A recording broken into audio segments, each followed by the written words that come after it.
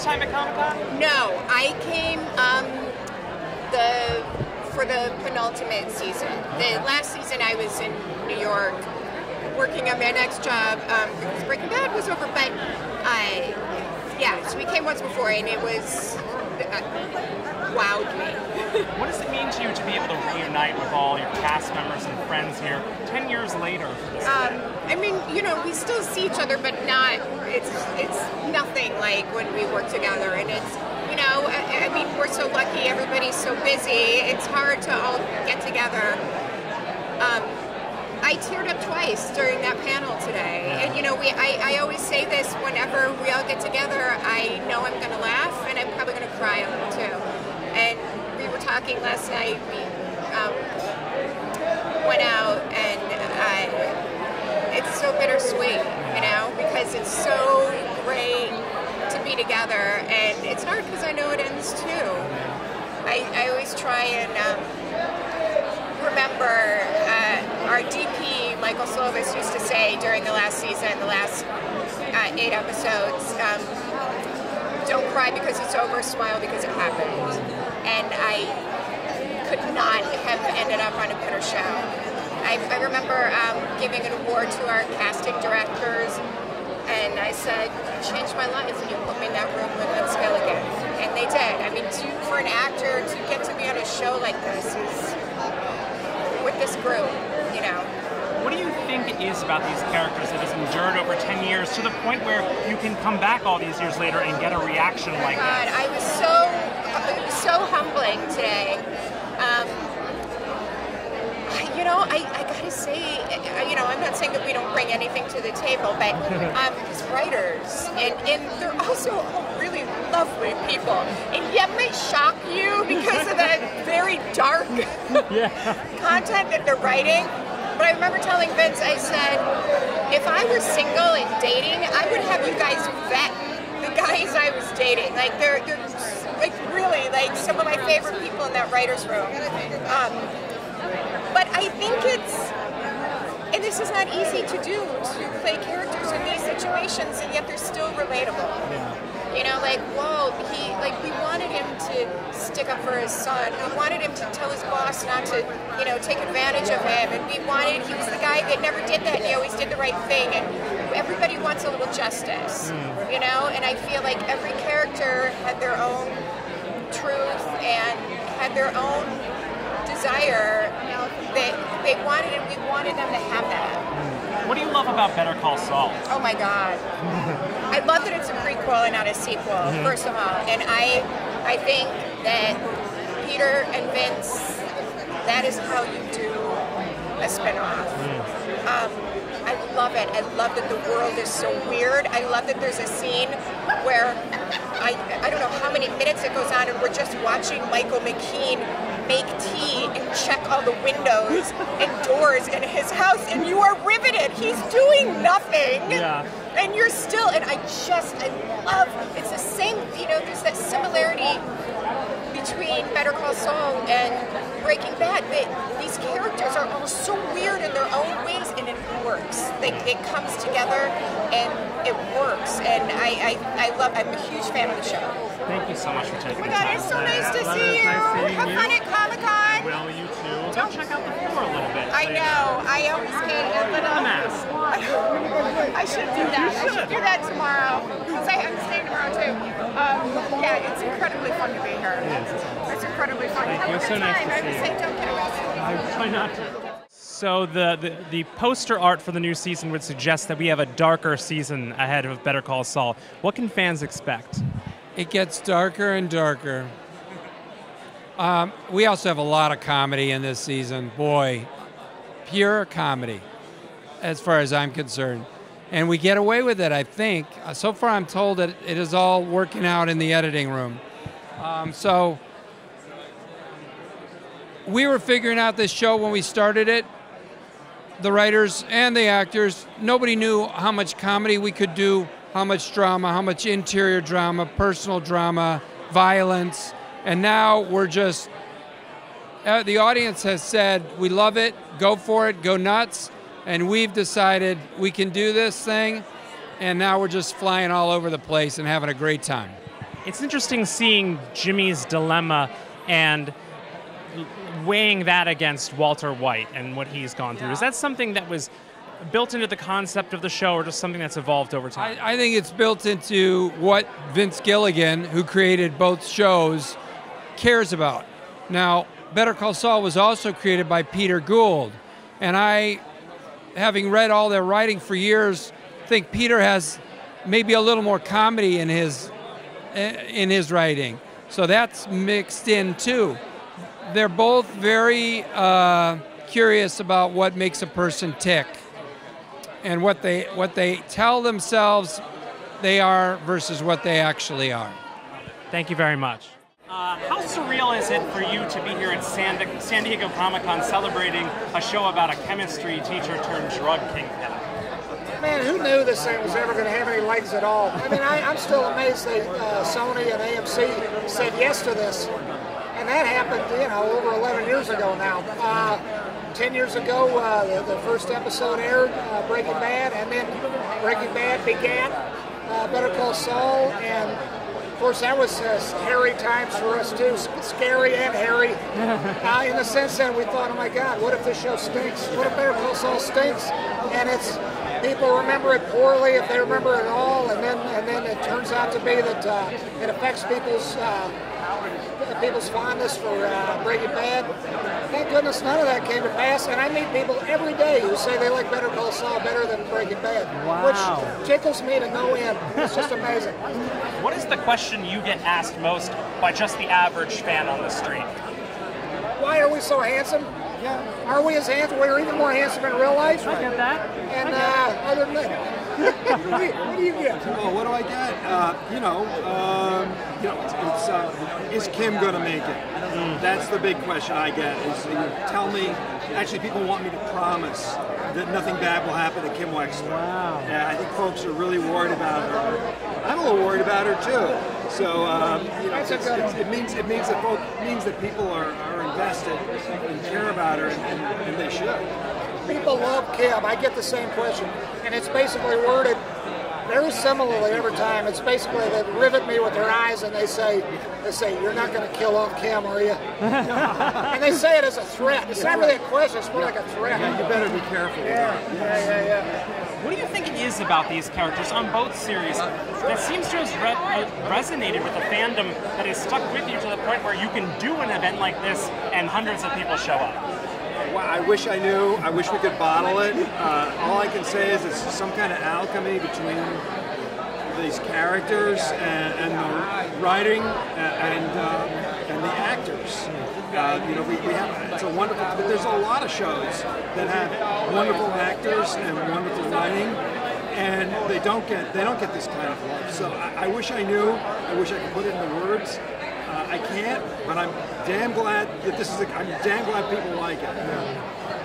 This takes a little introspection a little bit, and maybe this isn't for you to say, but if you look at, we're in the golden age of television again.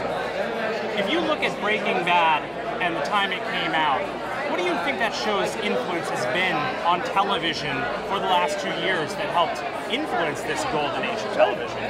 Good. We came on at the perfect time. We came on the perfect moment before streaming video on demand was available widespread as a technology. Basically, the answer I'm giving you is we lucked into so many moments of good fortune through I can't really give ourselves credit for the good luck that we had. We just kind of were at the right place at the right time. And we're building on work done by David Chase and The Sopranos and Sean Ryan and The Shield. And of course, before those guys, even decades of great storytelling on television. I go back to The Twilight Zone, my favorite show all the time, but I guess I'm rambling a bit, but what the stuff people learn from us is the stuff, just the continuation of the stuff we learned from everybody who came before us. What's really been wonderful is, I think it came from the technology of streaming video on demand, is the ability now for shows to be not just serialized, but hyper-serialized. When I was working on the X-Files 20 years ago, it was, for verboten to have a serialized show. We got away with it because we were a big hit, but even then on the X-Files, most of the episodes were episodic. Occasionally we'd have a runner of serialized, quasi-serialized episodes with our so-called mythology episodes. But it was like a big deal to do that because the conventional wisdom back then was fans of TV shows only watch on average 1 and 4 episodes of that TV show. That was the conventional wisdom back then. Now, with the ability of Netflix or whatnot, Xfinity on demand. Xfinity on demand. Yeah, right on. Xfinity on demand. You can watch every episode. You can watch them one right after the other, like eating potato chips. Yeah. It's amazing, and I think as much as anything, we lucked out because of that. If we had been, honest to God, if we'd been 6 months earlier, I don't know that we'd be sitting here talking right now. I don't know that you would ever heard of Breaking Bad. Thank you so much, and congratulations on all of this. It's wonderful. Thank you. Thank you, Vince. Thank you so much. I appreciate it. Take care. Hey, David. Hi. It's a little hot. It is. I'm sweating. I'm sorry. I'm it's pouring. super I'm gross. so happy that everyone else is sweating. I'm like, obscene. okay, you can Photoshop those, right? Yeah, totally. So I was just talking to Vince Gilligan, and he told me that... He's an idiot. Really? He told me that the question he gets asked the most by the average fan is really a plea to please don't kill Kim. Is it really? Yeah. Oh, that's awesome. I don't think we should kill him. What did he say? He said they'll think about it. Oh, that's good. Yeah. That's good. Yeah. I mean, I love the fans' theories about where Kim is during Breaking Bad are endlessly amusing and fascinating to me. And I have to say, dead is the least interesting one. That's sort of, when I think about that, I don't know if Vince and Peter are going to write. They only give us our scripts one before we do it. That's it. And there's no outline for the following season. So what is the most interesting theory? What's the most interesting you've heard? They're all over the map. There's I work at Claire's Accessories next to Cinnabon, and if you just widen the angle in the Gene years, I'm like selling barrettes next door. Of course. I am the mastermind behind everything he's doing during Breaking Bad, but he never tells anybody about me, so they won't kill me. I started a mega church with Hamlin. That came up. I think it has to do with our coloring, which it's a little uncomfortable, that one. But what else? I'm locked in a basement. I'm in prison. Massive scam ring that I leave. I go back home on the Kansas-Nebraska border. She won't say where she's from, which is so fun to play. It's such a weird-ass answer. So it must be so cool that so many people really care about this character. It is. What do you think it is that resonates about Kim with these fans? That's a good question. I love talking to people that people feel ownership over her, and they feel an extreme. She is accessible, which I think is one good thing. Which is strange when you think about. She's a very poker-faced person who's very withholding, especially stereotypically for a female character in television, which shouldn't be, but it is. That she's kind of not very emotionally reactive and withholding, and yet. You know what it is? I just thought, because it's a very good question, and it happens more this season than any other season. There are many times in scenes, because of Kim's refusing to give up anything to the people she's talking to, where the audience is my closest confidant. They feel like they are exploring what Kim's thinking and going through, and she won't let anyone else in on it. And it makes a very cool private relationship with them. I don't know, that's my guess. I love my fans. They're the best. They're the best. I love it. Well, congratulations on all of this, and good luck in the new season. Thank you. Thank you so much, hon. Thank you for coming. Stay cool. I know, right? So sharply dressed. Oh, well, thank you. Fantastic. Thank you. You've been at this for a while now here in Hollywood. What is it that makes this show special and sets it apart from everything else you've done in your career? Story. It's the connection to story. It's the attention to detail. It is the sussing out or the investigation of character and one character's relationship to another, and then that overall character's relationship to the whole show and what it's trying to say. This is something that most TV shows are not so particular about. They're trying to please an audience. This show doesn't look at the audience to please them. It looks to tell a great story. It happened to link up with the audience's expectations and their interests. But for me, this has been a journey of a lifetime to be in this particular show playing this iconic character. why is this series important for the time that we're living in now? It is so important. One of the reasons I did this show is because of the scourge of crystal meth going on across the country, even though I play a guy who sells meth. Because if everyone just did what they wanted to do, where would we be as a country? It's important that this show represents the world because we have a main character in Saul, as we did in Breaking Bad with Walter White, who was the underdog, who was a guy who really couldn't really make a living and had to look for other nefarious ways, underhanded ways, illegal ways to survive. Saul is a little bit greedy, as was Walter White, you know, and so we live in a world where if people can't make a living for their families, what are we saying here? You know, we're not giving people the opportunity to really take care of themselves and their family. And so then we're left with, and then we wonder why there's so much illegal stuff going on in our world. But we have corporate greed has taken over everything, and it's allowed the rich to get richer and not to care about the poor. And I always think about myself, man, like if I had all of that, would I be judicious in how I try to give it back to the world? We have certain men in our world who, you know, Bill Gates, Elon Musk, people who are great philanthropists. And our world needs more of those people. Because after all, I got a sack of money on my back and a bucket of money, you know, on my porch or hidden in my basement. What good is it doing? You know, when there's so many people who are in need in our world. The imbalance is what our problem is. And then our leadership has been taken over by folks who are basically, unfortunately, gangsters. And it's sad to me, but we can change it by using our voices to change it, by watching good television that exemplifies why did this show succeed? Why is Saul succeeding? Because we relate to these characters. You know, boxed into a corner, what will you do? And we hope that the whole world doesn't go this way that we depict it to be in our show, but we hope it makes them think enough to stand up and change the way the world is now. So when you look ahead to the season of Better Call Saul coming, and you see the fans and the way they react, what is something that you're excited for them to see in the season ahead?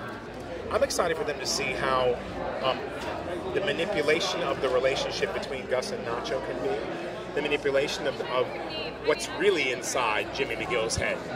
He's got, you know, Kim Wexler, who really loves him and understands him, has more of a moral compass than he does. Can she save him? No. Not possible.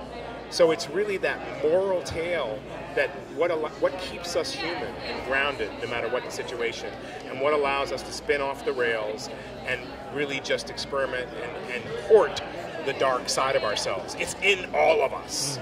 It's a choice. And when you make the choice that's right for you, nothing else matters. Money doesn't change it, dope doesn't change it, nothing changes it. Because you are sure that you'll always be taken care of and that you're in the right place. You're where you should be when you should be there. Awesome. Thank you so much for taking the time. What a pleasure. I've been such a big fan of yours for so long. Great question. Thank you. That means the most to me. Truly. Made me think and got me on my A game. Good. That means so much to us. Thank you so much. Thank you. Okay. Man. Yeah. Just say Comic-Con into your Xfinity X1 voice remote to see even more from this year's con.